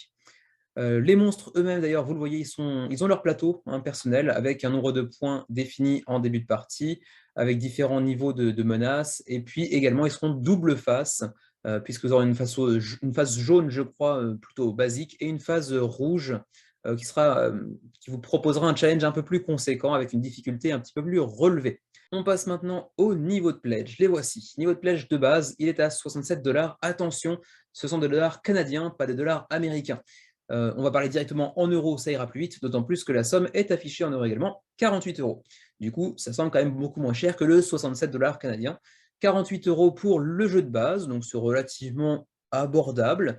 On peut aussi monter assez rapidement, par contre, à 71 € si on veut le Monster Pit All-in Pledge, qui en fait vous fournit le même jeu, sans extension particulière, mais simplement il vient ajouter un set de dés supplémentaires, ainsi qu'un tapis de néoprène qui vient remplacer le plateau central. Mais bon, au-delà de ça, c'est purement, comment dirais-je, matériel, c'est purement visuel, mais ça n'apporte pas grand-chose en termes de gameplay. Sinon, et c'est ce que je mentionnais tout à l'heure, vous pouvez aussi prendre un pledge à 141 € pour aller prendre Monster Pit et Catacombs, le jeu qui se déroule dans le même univers, avec la même patte artistique, mais qui est un jeu de dextérité cette fois-ci. Donc attention, si vous n'êtes pas fan de jeux de dextérité, rien ne sert de courir après Catacombs, ça ne devrait pas tellement vous plaire, j'imagine. Et puis sinon, on peut aussi prendre le pledge à 163 € pour aller choper le Monster Pit plus Catacombs Big Box, donc l'ensemble de tout ce qui est sorti jusqu'à présent sur Catacombs. Et puis sinon, on a le gros pledge à 292 €, mais là ça commence à piquer sévèrement, pour la même chose que ce qu'on a vu précédemment, plus le playmat pour Monster Pit et compagnie, enfin bref, la totale quoi en gros, hein, j'imagine. On peut prendre aussi en add-on séparément le tapis de néoprène justement ou un extra, un set de dés supplémentaire pour ceux qui voudraient pouvoir éviter d'avoir à s'échanger les sets de dés de main en main trop souvent durant la partie. Vous avez aussi un petit descriptif de Catacombs, mais donc je ne vais pas trop passer de temps là-dessus. C'est un jeu de dextérité, comme je le disais tout à l'heure, dans le même univers, mais avec des mécanismes tout à fait différents. Mais vous le voyez, qui a été vraiment plébiscité par les critiques, visiblement, y compris Shut Up and Sit Down ou The Dice Tower, par exemple, ou même BGG d'ailleurs. Jeu assez ancien d'ailleurs, en 2010, donc ça a déjà, enfin ancien, ça a 10 ans. Dans le monde ludique, c'est un peu ancien, mais c'est pas vieux. Vous pouvez aussi tester Catacombs, donc le premier jeu, attention, hein, de dextérité sur TTS, pas forcément la meilleure plateforme pour tester des jeux de dextérité, mais par contre, j'ai pas vu de possibilité de tester Monster Pit sur TTS, et ça, c'est peut-être un petit peu dommage, parce que bon, c'est une campagne pour Monster Pit, donc si on ne peut pas le tester alors qu'on peut tester Catacombs, c'est quand même un petit peu dommage. Ensuite, on va passer aux différents frais de port, on s'en fout de tout ça. Les frais de port et la TVA également d'ailleurs. Alors, la TVA sera à ajouter dans le Pledge Manager, j'ai l'impression. Et pour ce qui est du shipping, il y a beaucoup d'informations sur le shipping, mais pour l'instant, les prix ne sont pas encore affichés, les voilà. Monster Pit, donc pour Canada, ça dépend de la zone au Canada où vous vivez, ça peut varier presque du simple au double. 14 € si vous êtes dans l'est du Canada, donc plutôt sur la face atlantique, et 24 € si vous êtes plutôt sur la face pacifique du Canada, donc ça fait un assez gros changement quand même. Pour ce qui est de la Belgique, c'est du 19. Pour la France, c'est du 27. Wow, ça commence à piquer pas mal quand même, alors que la Belgique, c'était 19 et la France, 27. Quand même, c'est 8 € de différence. Par curiosité, le Japon, on est sur du 29. Luxembourg, 19. Donc, voilà pour à peu près la francophonie, 26 pour la Suisse, par exemple. Et puis, ma foi, c'est à peu près tout pour Monster Pit, donc petit jeu de construction de tableaux, de draft de dés et de placement d'ouvriers, qui pour l'instant n'est pas encore financé avec seulement 30 000 $ canadiens sur 40 000, mais ça devrait pouvoir se faire, même si je pensais qu'il ferait un petit peu mieux que ça quand même. On continue maintenant avec l'au-delà de la bouteille, et le thème me le permet, donc petite pause flotte. Voilà. L'au-delà de la bouteille, avec un petit peu de retard. Généralement, quand je rate un projet, je préfère le présenter dans le suivi du menu crowdfunding, mais le suivi du menu crowdfunding, c'est exclusivement pour les jeux qui entrent dans leur dernière semaine de campagne. Mais pour le coup, c'est un jeu français sur Ulule, donc j'ai envie de leur filer un petit coup de main, enfin, avec coup de main, c'est un peu prétentieux, avec ma très faible force d'influence, l'au-delà bouteille, un petit jeu de mots. C'est une campagne sur Ulule française qui nous vient de Paria, 24 jours avant la fin de la campagne, mais la campagne est déjà lancée depuis une semaine et pour l'instant, on vivote à 75 contributions et 3 600 € d'engrangés. Alors, qu'est-ce que c'est que l'eau de la bouteille? C'est un jeu pour 3 à 6 joueurs, 14 ans et plus, et des parties d'environ 60 minutes. Bon, bien évidemment, comme toujours avec Ulule, je préfère vous laisser découvrir un petit peu la campagne par vous-même parce que tout est en français, bien évidemment, mais on va quand même faire un petit point sur ce dont il s'agit. Reste que le projet est assez peu présenté en détail en termes de gameplay. Vous pouvez bien évidemment imaginer que c'est un jeu essentiellement basé sur du card driven, donc sur un jeu de gestion de main en gros. Mais au-delà de ça, c'est pas très très clair sur la campagne. Il aurait fallu quand même peut-être préciser un petit peu de quoi il s'agit en termes de gameplay, même si on voit évidemment beaucoup de cartes et des dés. Mais bon, c'est un petit peu léger. 24 € pour un exemplaire du jeu de base. Ensuite, on peut avoir aussi pour 20 € de plus le jeu de base plus un tapis, j'imagine à être en néoprène peut-être. Et ensuite, on a des pledges un peu plus conséquents groupés pour 10 exemplaires du jeu par exemple. Voilà à quoi ressemblera le tapis de jeu. C'est pas très très joli, mais ça fait le job et ça apporte quand même un petit confort supplémentaire. Le livret de règles est présent, donc évidemment, je vous encourage à aller le consulter parce que la page elle-même ne présente pas tellement le gameplay, ce qui est un petit peu dommage. Par contre, vous pourrez aller trouver différentes vidéos explicatives, notamment une vidéo de Etrigan, qui est un excellent YouTuber français, si vous ne le connaissez pas. Allez voir sa chaîne, c'est vraiment très très sympa. Sinon, vous avez également tout un tas de vidéos francophones, bien évidemment, réalisées pour la campagne, donc pour aller voir un petit peu plus de quoi il s'agit pour l'eau de la bouteille, qui vous donneront un petit peu plus de détails concernant le gameplay, bien évidemment, que je ne saurais le faire, moi qui n'ai que consulté vaguement la campagne. Et c'est vrai que si on se, comment dire, si on se contente uniquement de ce que l'on voit ici, ben c'est un petit peu léger, c'est un petit peu difficile d'imaginer de quoi il retourne en termes de gameplay. Ça, c'est un petit peu dommage. Et pour les frais de port, ce sera du 9 € pour la France métropolitaine, 9 pour Monaco, 11 pour la Belgique, 11 pour le Luxembourg, 15 pour la Suisse, 28 pour le reste du monde. Autant vous dire que pour ma part, je n'en serais évidemment pas de par ma situation géographique. Voilà pour l'eau de la bouteille, 75 contributions à 24 jours de la fin de la campagne et 3 622 € d'accumulés, soit 72% de l'objectif final. Ça devrait pouvoir se faire. Les campagnes sont relativement longues sur Ulule, mais c'est vrai qu'elles ont un rythme beaucoup plus lent et beaucoup plus stagnant que Kickstarter, par exemple, ou GameFAQ. On continue avec Cruise of Eridanus. Et oui, ils sont déjà de retour. Je ne ferai pas de blague cette semaine concernant une quelconque partie du corps postérieure possédant une fente et un trou. Non, c'est très très mal tourné. Ça d'ailleurs, je vais pas couper, on s'en fout. Mais Cruise of Eridanus était présenté le 20 février dernier dans le menu crowdfunding. Et on n'est que le 11, au moment où j'enregistre, le 11 mars, mais le 13 quand la vidéo sera mise en ligne. Donc ça fait à peine 3 semaines qu'ils ont quitté Kickstarter et ils reviennent déjà. Donc, à mon avis, avec si peu de temps pour retravailler leur campagne, ça va se solder par un résultat très similaire, certainement, à savoir une annulation. Et en tout cas, c'est bien parti pour. Autrement dit, c'est mal parti, puisqu'on est actuellement à 7 250 $ sur 21 000 nécessaires, avec 100 contributeurs. À 27 jours de la fin de la campagne, certes, il reste pas mal de temps, mais c'est très mal parti quand même. Alors, je le répète, comme c'était le cas pour le 20 février dernier, la campagne est disponible en français. C'est un jeu en sandbox, donc en bac à sable, dans un univers de science-fiction, pour un à 6 joueurs, des parties de 2 heures, mais pour le reste, je vous invite bien évidemment à aller consulter la vidéo du 20 février si vous êtes amateur de jeux de science-fiction dans l'espace, etc., etc., parce que bon, je ne vais pas répéter 2 fois la même chose non plus, épargnez-moi un peu mon temps libre quand même. Voilà. Mais au-delà de ça, bon, je pense que de toute façon, ça ne va pas financer. C'était déjà pas le cas la première fois. Ils ont à peine retouché la campagne. Je crois que même le prix est resté le même, si je me souviens bien. Bref, on est sur du 40 $, potentiellement du 59 si on veut des packs supplémentaires ou je ne sais trop quoi. Bref, c'est certainement quasiment la même chose que la campagne d'origine et le succès est toujours pas au rendez-vous. Est-ce qu'il y a un Français dans le tas peut-être? Oui, on a 2 contributeurs français. Si vous êtes là, si vous nous regardez, dites-nous quels sont les points qui vous ont encouragé à aller backer ce jeu. Voilà pour Cruise of Eridanus. Je vous renvoie vers la vidéo du 20 février dernier, du menu crowdfunding du 20 février dernier, pour en apprendre un petit peu plus sur le jeu, son univers, ses mécanismes, etc. Même si j'en parlais assez brièvement déjà ce jour-ci. 95 contributeurs, 26 jours avant la fin de la campagne, et à peine un tiers du seuil de financement atteint pour l'instant. On continue avec Route East, The Travel Adventure Game. Donc là, ça a l'air assez sympa par contre.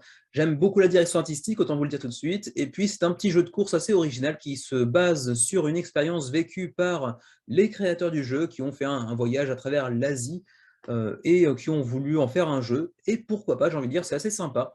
et ça permet d'avoir une certaine proximité émotionnelle avec avec les créateurs, parce qu'ils ont mis vraiment un peu de leur personne dedans, c'est sympa. C'est un petit jeu de course, comme je disais tout à l'heure, qui n'a pas encore tout à fait atteint son seuil de financement. On est actuellement à 9000 livres sur 9500, donc ça devrait se faire très prochainement.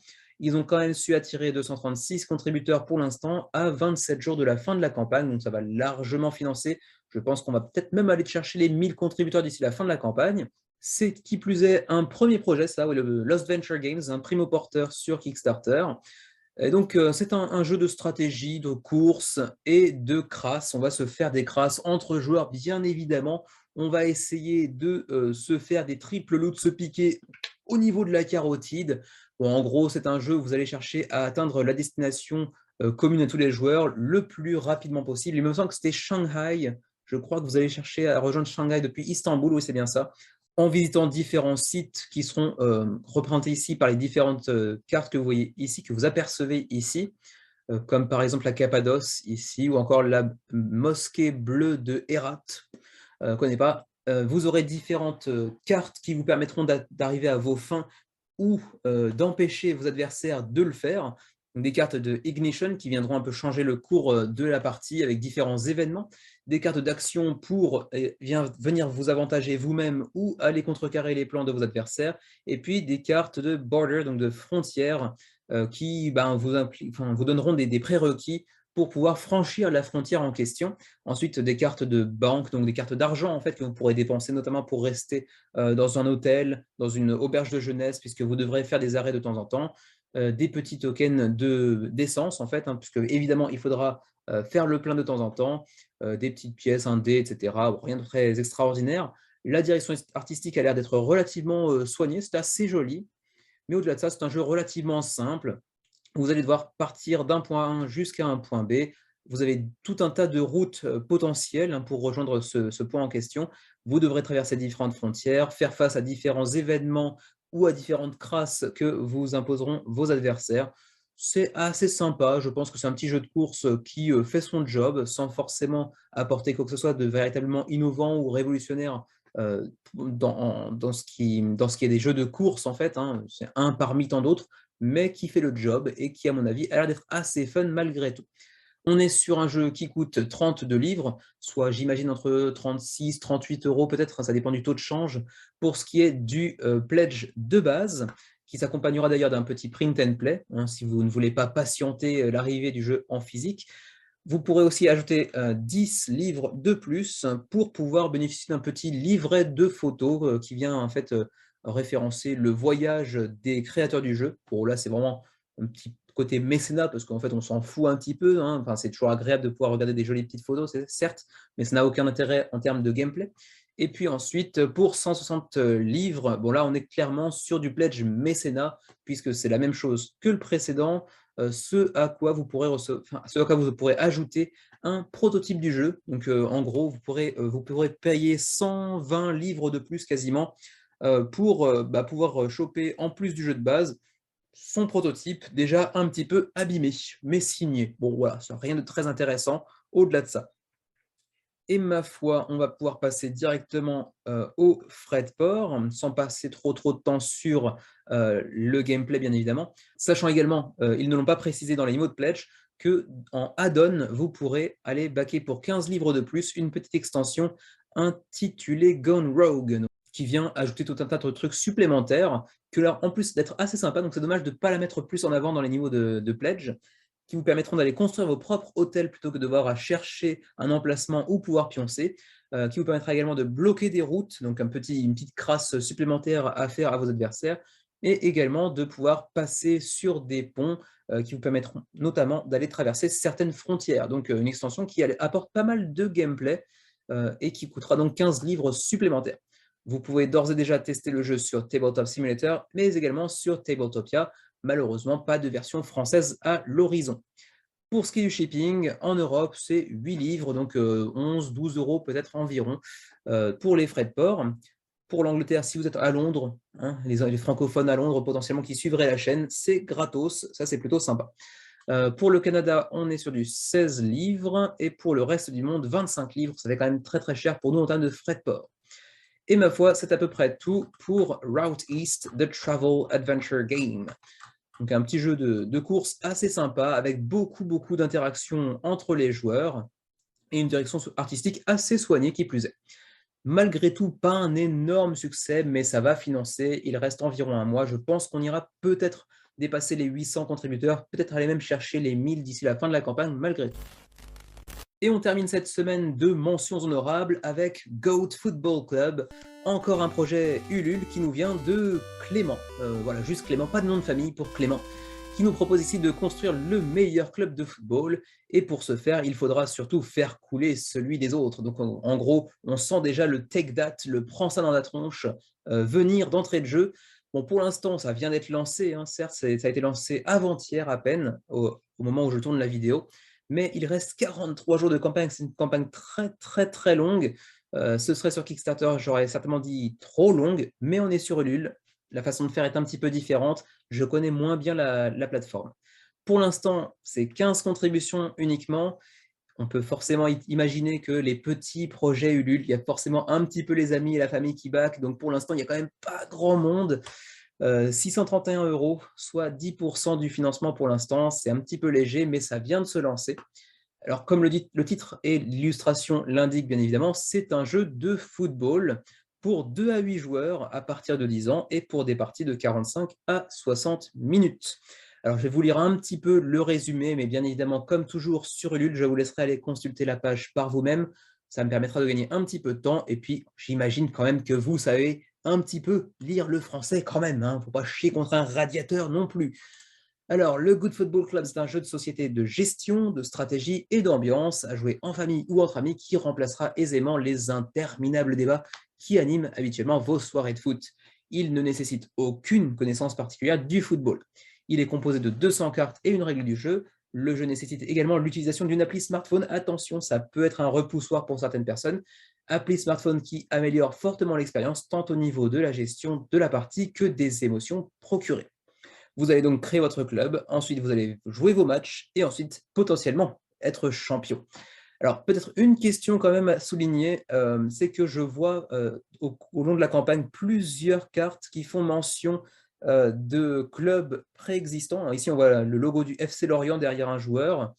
Je ne sais pas s'il y a beaucoup de cartes qui présentent ce genre de choses. J'espère que non, parce que j'imagine qu'il n'y aura pas de licence nécessaires pour pouvoir justement utiliser les logos des différents clubs, ou alors c'est juste pour une illustration comme ça, pour les cartes perso, je ne sais pas.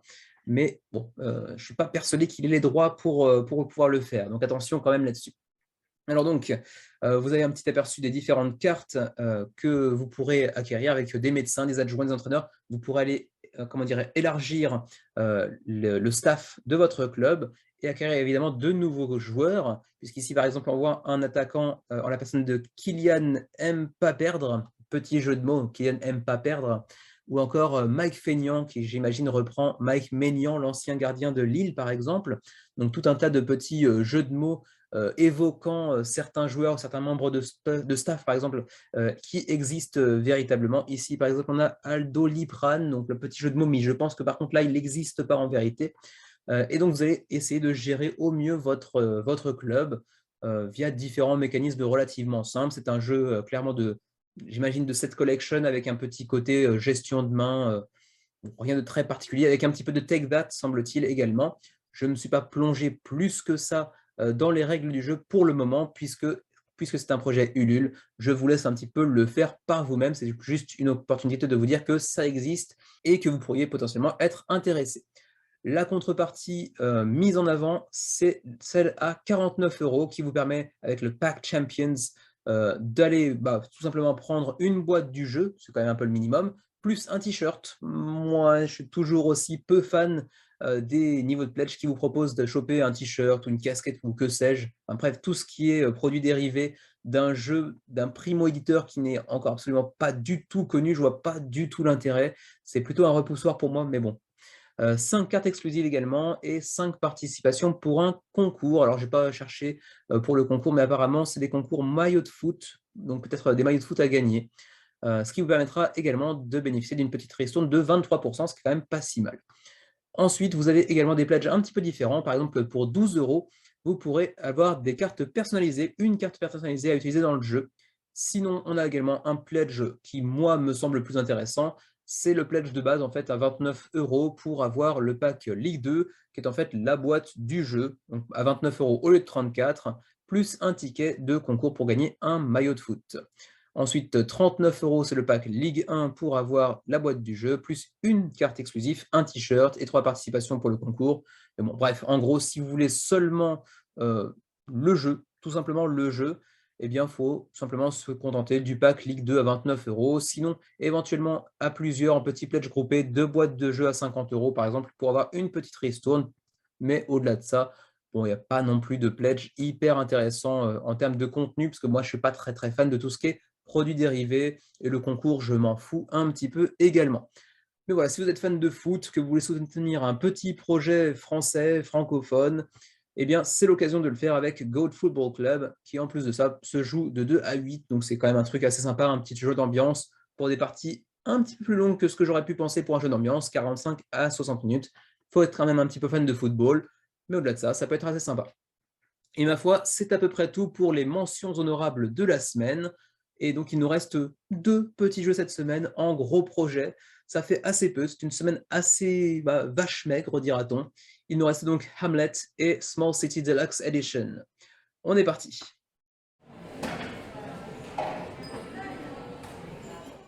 Le premier gros projet de la semaine, il s'agit de Hamlet, qui était au préalable prévu pour la fin d'année 2021, si je me souviens bien, peut-être octobre-novembre. Puis il a été repoussé en début d'année. Le voici donc en mars arrivé sur Kickstarter. Et autant le dire, brut de décoffrage d'entrée le jeu, coup de cœur de la semaine. Bon, en même temps, ce n'était pas forcément une surprise pour ceux d'entre vous qui suivent la chaîne depuis quelques mois déjà, puisque lorsque j'avais fait ma série de 5 vidéos du top 50 en fait, des jeux qui m'intriguent le plus pour l'année 2022, ce que j'attendais le plus pour 2022, Hamlet faisait partie, je crois, du top 20 ou 25 des jeux que j'attendais le plus pour cette année. Il est enfin arrivé, un jeu de construction de village. Bon, autant vous dire que j'aime déjà beaucoup la thématique, les illustrations sont très jolies. Bon, sans aller jusqu'à dire que j'ai la tulipe en turgescence, je suis séduit. Je suis séduit. C'est une machine bien huilée qui vient en plus d'un auteur que j'aime beaucoup, à savoir David Sherkop, qui est l'auteur, entre autres, de Petrichor ou encore de La Quête du Bonheur, qui est peut-être un petit peu plus connu dans nos contrées. Alors, Hamlet, de quoi s'agit-il? Je vous l'ai déjà dit tout à l'heure, hein, c'est un jeu de construction de village avec des très belles illustrations, ou devrais-je plutôt dire de hameaux, puisque en fait c'est la traduction du titre. Hein. Hamlet, ça veut dire hameau en anglais, ça n'a aucun rapport avec la pièce de Shakespeare, bien entendu.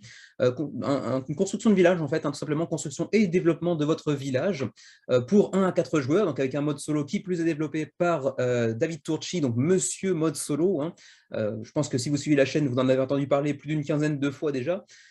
Pour des parties de 60 à 90 minutes, donc sans être trop long ni trop court, c'est plutôt agréable, et un jeu qui se veut relativement familial, 10 ans et plus, même si je pense que ce serait peut-être mieux de commencer vers les 12 ans, parce qu'il y a quand même quelques mécanismes un petit peu plus complexes que ce qui ne pourrait sembler si on se contente de l'illustration de la boîte. Mais bon, en soi, ça ne veut pas forcément dire grand-chose, bien évidemment.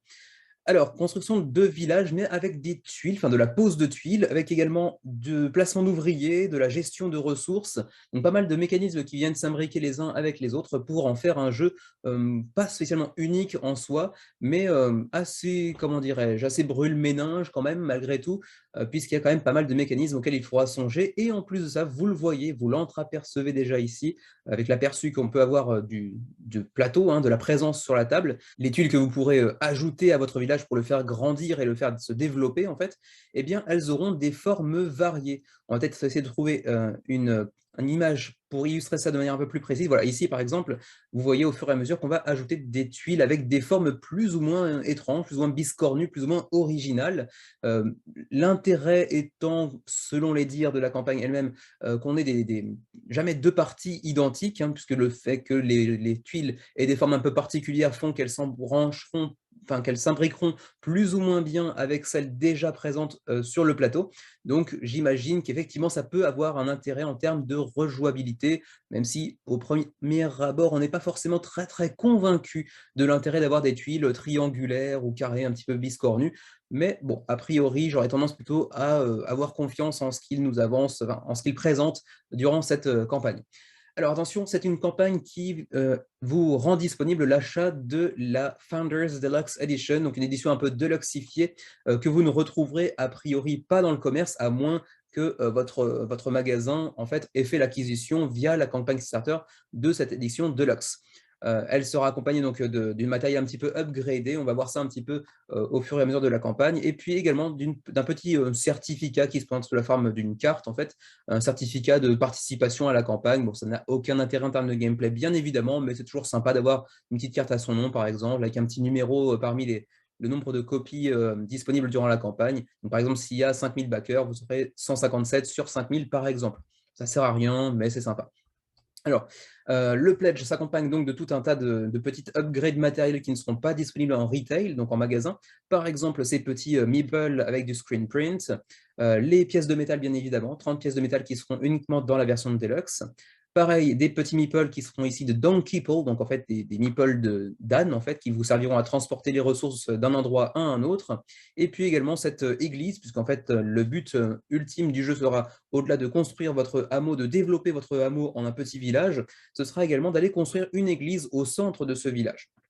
Donc là encore, vous aurez une église en 3D, enfin en standees 3D, en carton, que vous pourrez ajouter au centre du village, qui ne sera là encore pas disponible dans la version magasin. Ensuite, le petit how to play pour vous expliquer brièvement comment ça marche, eh bien, vous allez tout simplement essayer de construire un village en le développant via de la pose d'ouvrier. Ici, vous voyez un petit ouvrier qui vient se poser ici, qui va lui permettre d'accomplir une action de construction et d'ajout d'une nouvelle tuile qui elle-même rendra disponible certaines nouvelles actions pour aller développer encore mieux le village. Donc, vous allez recruter de nouveaux ouvriers au cours de la partie pour aller construire des bâtiments. Ensuite, eh bien, élargir bien entendu votre hameau pour en faire un véritable village, voire même une ville carrément, hein, en produisant des ressources via les différents bâtiments que vous aurez construits au préalable, mais également en construisant des routes. Vous en voyez une ici, une petite. D'ailleurs, ça fait partie des seuls trucs dans le jeu pour l'instant, dans son format actuel, que je trouve assez inesthétique. Les routes sont des petits, comment dirais-je, des petits morceaux de bois, pas forcément très esthétiques. On en voit ici aussi d'ailleurs en bleu, c'est pas très joli, mais peut-être que ce sera amélioré d'ici la fin de la campagne, je ne sais pas. Donc, construire des routes, disais-je, transporter des biens, des ressources d'un point A à un point B, disons, à dos d'âne, tout simplement. On va voir ça d'ailleurs un peu plus bas d'ailleurs. Ensuite, et puis donc l'objectif ultime, je le disais tout à l'heure, construire l'église au milieu du village. Mais encore une fois, comme je disais tout à l'heure, ce n'est pas un jeu coopératif pour autant. C'est un jeu compétitif, même si vous allez tous participer à la construction du village, mais à un certain niveau qui sera différent d'un joueur à l'autre. Et j'imagine que ce sera aussi ce qui vous fournira certains points de victoire pour aller déterminer celui qui sera en fait, j'imagine, en gros le maire de la ville parce qu'il aura accompli plus de choses pour le village que les autres, en gros.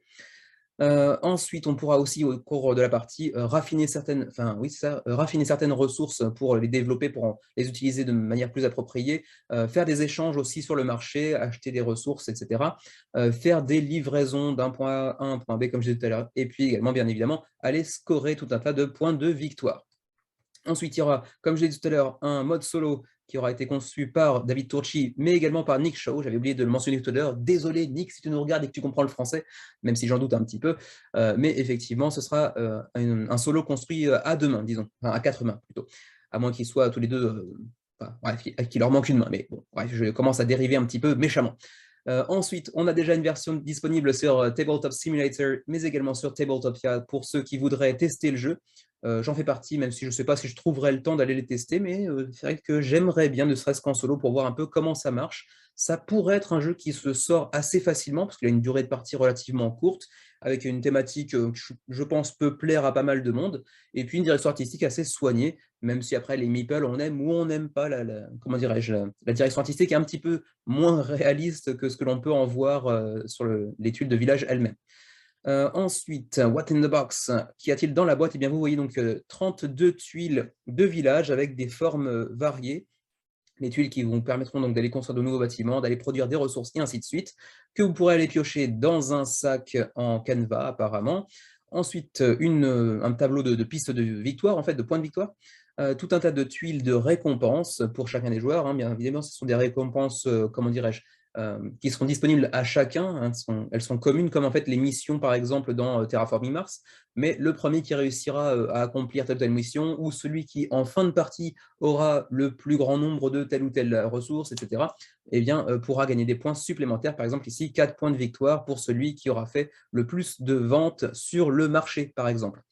On aura également des tuiles de marché, justement, les routes, comme je le disais ici, ces petits rondins de bois, en gros, qui ne sont pas très, très esthétiques. J'espère qu'ils seront améliorés durant la campagne, mais j'en doute un petit peu, on verra.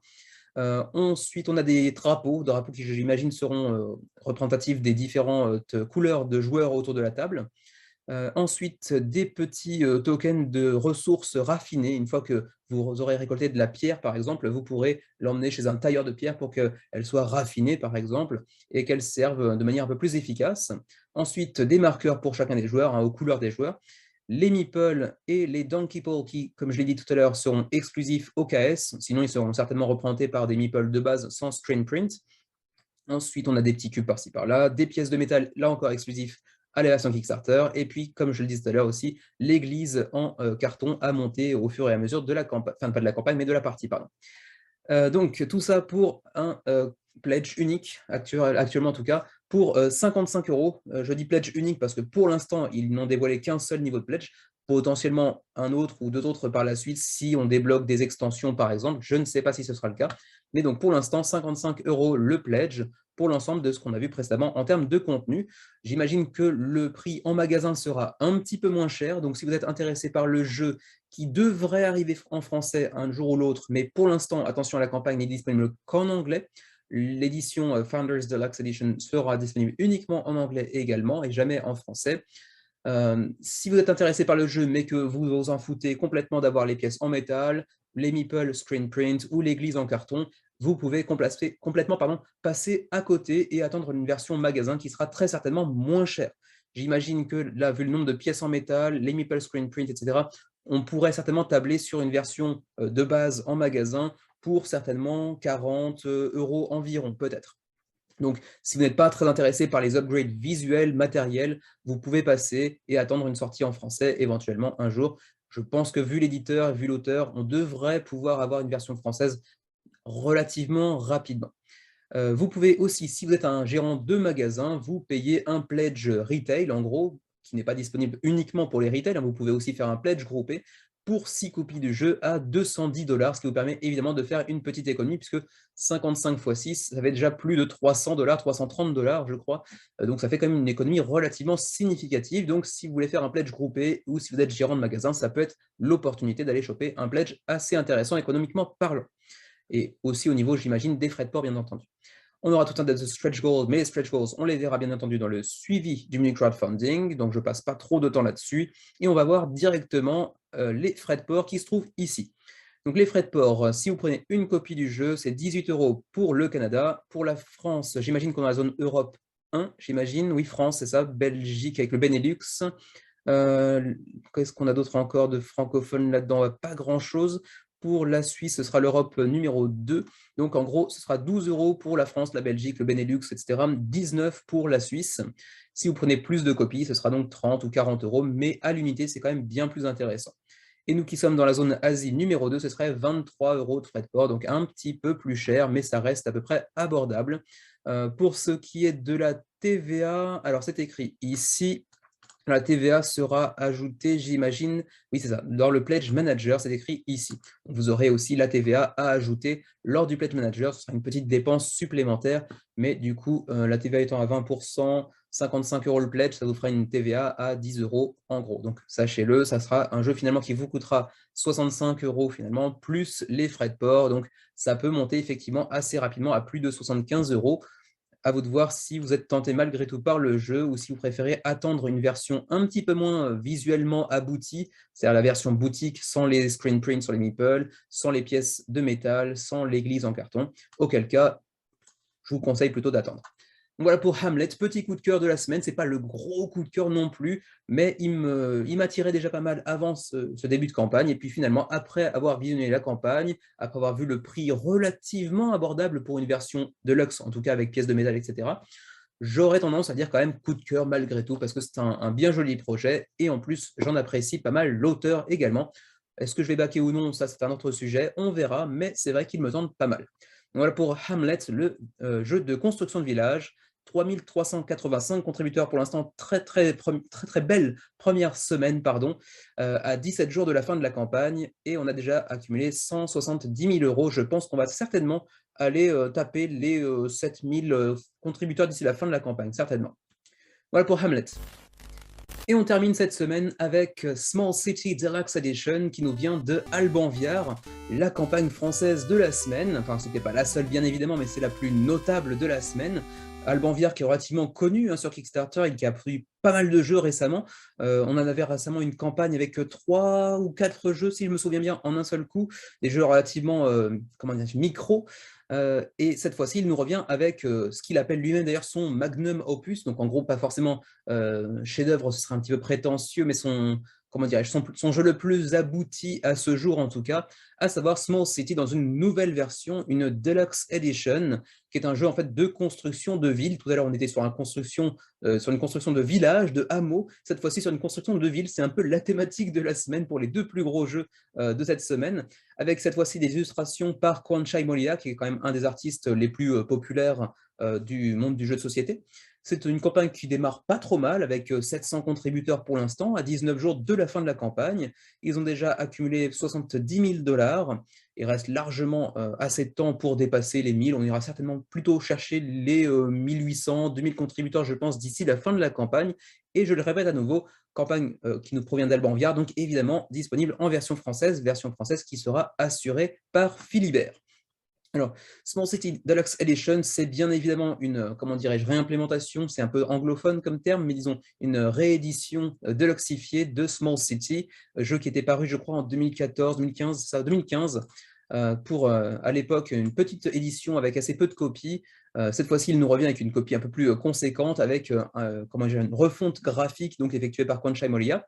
C'est un jeu pour 1 à 4 joueurs, donc avec un vrai mode solo, qui apparemment, si j'en crois les commentaires que j'ai pu en voir jusqu'à présent, sont plutôt, sans aller jusqu'à dire dithyrambiques, sont plutôt très positifs en règle générale, et également jusqu'à donc 4 joueurs en compétitif, pour 14 ans et plus, et 30 à 120 minutes la partie. Alors vous le voyez, chaque joueur aura un plateau et va construire sa ville, ce qui pourrait faire penser que c'est un jeu avec assez peu d'interaction, mais en fait, vous aurez aussi toute une, comment dire, une facette de pose d'ouvriers. Vous irez poser vos ouvriers vers des villes adjacentes, enfin pas forcément adjacentes, mais des villes voisines, pour aller utiliser certains bâtiments construits là-bas pour bénéficier des ressources.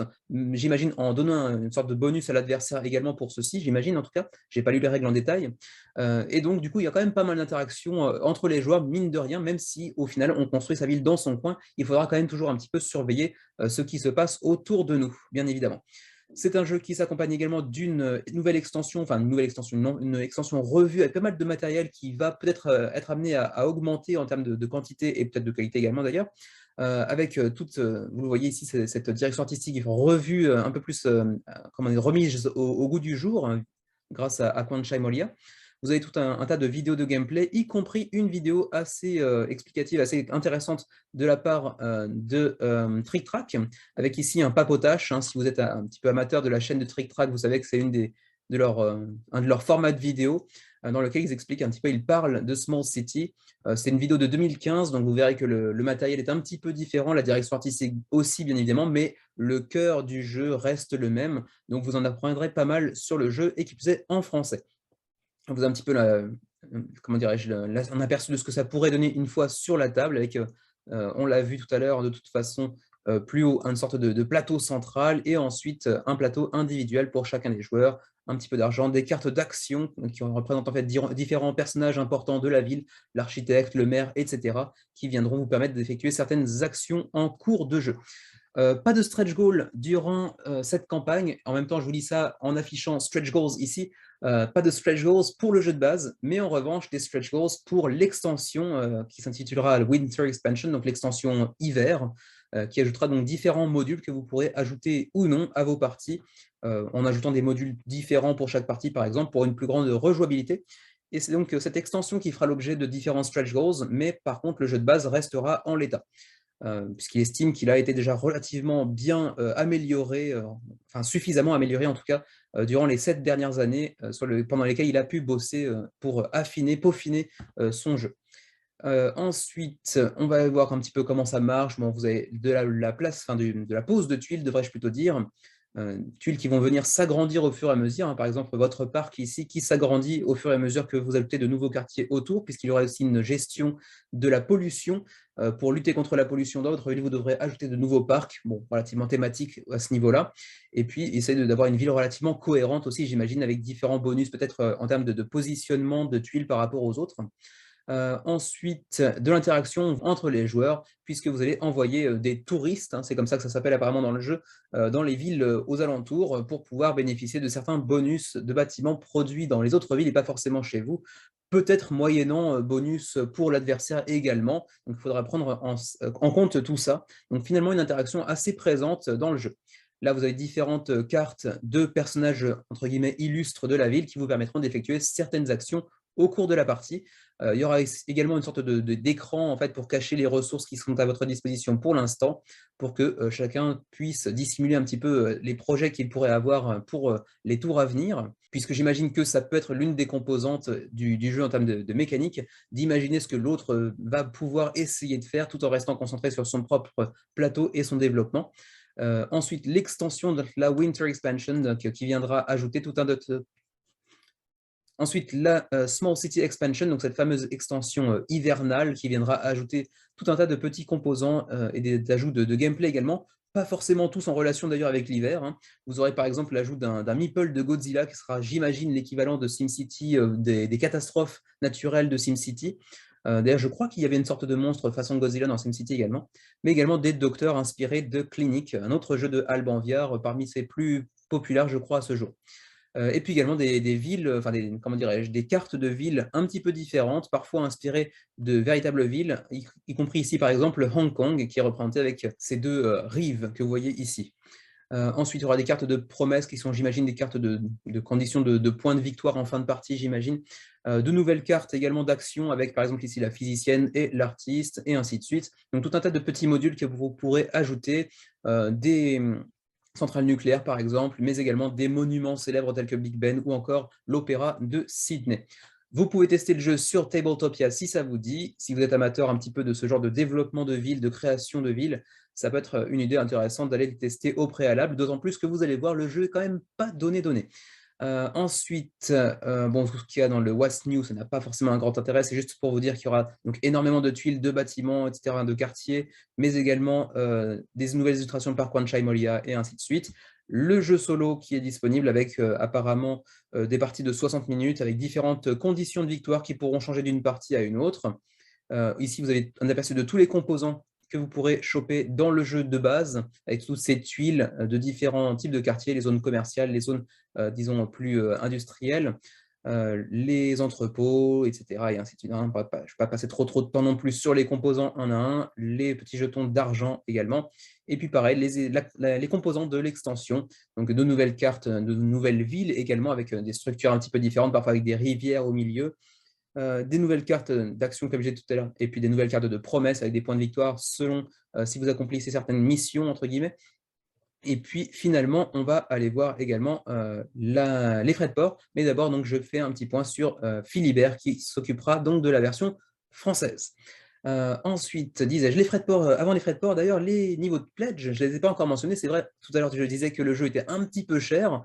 Et je vous le confirme ici, parce que en fait, le pledge de base, entre guillemets, hein, le pledge pour avoir le jeu de base, hein, sans rien de plus, ça vous coûtera quand même 69 $. Donc, c'est quand même pas donné pour un jeu de ce type-là qui n'a pas non plus un matériel complètement fou, même si en quantité, ça, oui, il y a de la quantité. Mais au-delà de ça, 69 $, ça me paraît quand même assez cher, surtout si on ajoute par-dessus les frais de port, bien évidemment. Après, si Philibert s'occupe de la version française, vous pouvez bien évidemment vous attendre à ce que le jeu s'accompagne d'une sortie boutique assez conséquente. Donc, a priori, si vous êtes tenté, bon, j'aurais tendance pour les Français, en tout cas, à conseiller l'attente d'une sortie en boutique. Ensuite, si vous voulez l'extension Winter en plus, ce sera quand même 99 $. Ça fait quand même un jeu assez cher si on prend l'extension en plus. Extension qui vient quand même ajouter 30 $ supplémentaires. Ceci, là encore une fois, il y a quand même pas mal d'ajouts de matériel et d'ajouts de petits modules de gameplay, mais quand même, c'est assez cher pour un jeu de ce type, à mon avis. Mais encore une fois, n'y ayant jamais joué, c'est un avis subjectif, pas forcément totalement informé non plus, soyez-en avertis. Pour ce qui est des frais de port, alors attention, par contre, les frais de port, c'est plutôt pas mal parce qu'ils intègrent déjà la TVA dans le prix, donc ça vous permet d'éviter d'avoir à calculer ça en plus ou d'avoir à l'ajouter une fois le Pledge Manager arrivé. Comme mauvaise surprise, il faut ajouter la TVA par-dessus. Non, c'est déjà inclus. Pour l'Amérique du Nord, le Canada, on est sur du 17 $ pour le pledge avec le jeu de base, 19 si vous ajoutez l'extension Winter. Pour l'Europe, la France, c'est 12 ou 15 $. Donc c'est pour ça que j'aurais plutôt tendance à dire attendez la sortie en boutique, même si potentiellement le jeu sera lui-même un tout petit peu plus cher, mais moins les frais de port. Donc finalement, je pense que vous vous y retrouverez pour un prix un petit peu plus modique à mon avis. 14-15 pour la Belgique, ensuite pour la Suisse, 21-23, j'ai pas regardé le Luxembourg 14-15 par exemple, etc. Nous qui sommes en Asie d'ailleurs, à tout hasard quand même, 17-19, donc c'est pas très différent. Et pour vous, je le rappelle, hein, la TVA est incluse. Donc voilà, c'est à peu près tout ce que je peux vous dire pour Small City avec cette nouvelle édition deluxifiée. Déjà 695 contributeurs, ce qui n'est pas si mal. Je pense qu'on ira certainement chercher plus de 1500, voire 2000 contributeurs d'ici la fin de la campagne. Et en tout cas, on est déjà à 71 000 $ de financement à 19 jours de la fin de la campagne. Et ma foi, c'est à peu près tout pour cette semaine. Semaine relativement légère aussi du fait de certains reports ou annulations de campagne. Donc, on les retrouvera certainement dans les semaines à venir.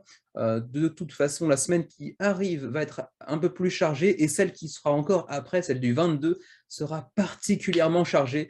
Donc, je pense que cette semaine, c'était un peu plus du repos pour moi. Mais la semaine prochaine, voire la suivante, par contre, on va devoir bosser un petit peu plus à mon avis. Sur ce, je vous remercie à nouveau de m'avoir suivi cette semaine encore pour ce 41e menu crowdfunding. On se retrouve très prochainement de toute façon. Et d'ici là, portez-vous bien, jouez bien et à la prochaine.